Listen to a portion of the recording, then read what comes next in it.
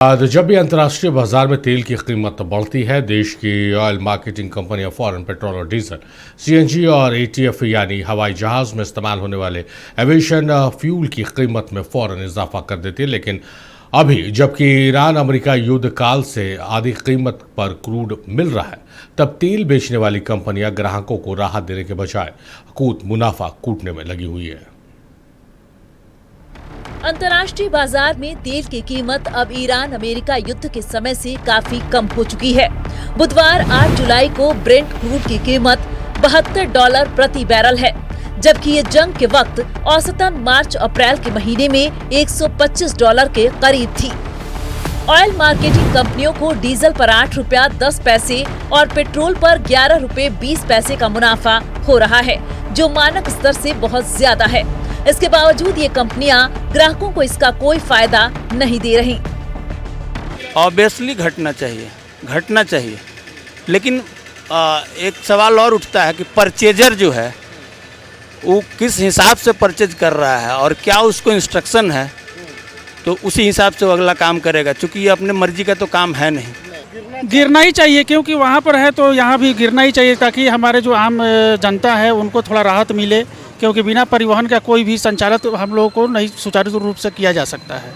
एकदम गिरना चाहिए, मेरे हिसाब से तो सब चीज़ का रेट गिरना चाहिए। कारण क्या है कि बहुत सारे ट्रांसपोर्ट पे भी प्रभाव पड़े हैं। जो हमने इस माल का जो हमने देख रहे हैं आप, इस माल का जो हमने 40 रुपया भाड़ा देता था, उसका 50 रुपया अभी 60 रुपया देना पड़ता है। तो ट्रांसपोर्ट वालों का भी थोड़ा सा मनमानी हो गया ही है। वैसे तो देखिए, अब जब सब महंगाई होगी, डीजल और तेल का दाम बढ़ेगा, तो भाई सारा चीज़ का दाम तो बढ़ना ही बढ़ना है। ये शक्ति सर्विस स्टेशन है, हरमोर रोड में IOCL का पंप है और वर्तमान में यहाँ पर नॉर्मल डीजल है, उसका रेट $100.49 है और नॉर्मल पेट्रोल का $105.29 और XP 95 उसका $114.17। ये तो मतलब ऑयल मार्केटिंग कंपनी का चीज़ है, रेट का तो हम लोगों का कुछ नहीं है।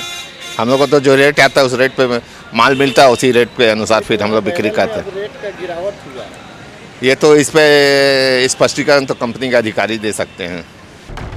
इस साल अप्रैल से जून के बीच तेल मार्केटिंग कंपनियों का कुल मुनाफा 16,184 करोड़ रहा है। BPCL को सबसे ज्यादा 6,124 करोड़, जबकि HPCL को सबसे कम 4,371 करोड़ का मुनाफा हुआ है। IOC ने इसी दौरान 5,689 करोड़ का मुनाफा हासिल किया।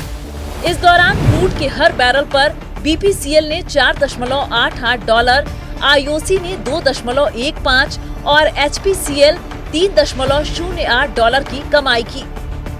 ऑयल मार्केटिंग कंपनियों को किस कदर अकूत मुनाफा हो रहा है, इसे इस तरह समझिए कि पिछले साल कंपनियों को पेट्रोल पर $4.40 का फायदा था, जो प्रति लीटर बढ़कर $11.20 हो चुका है।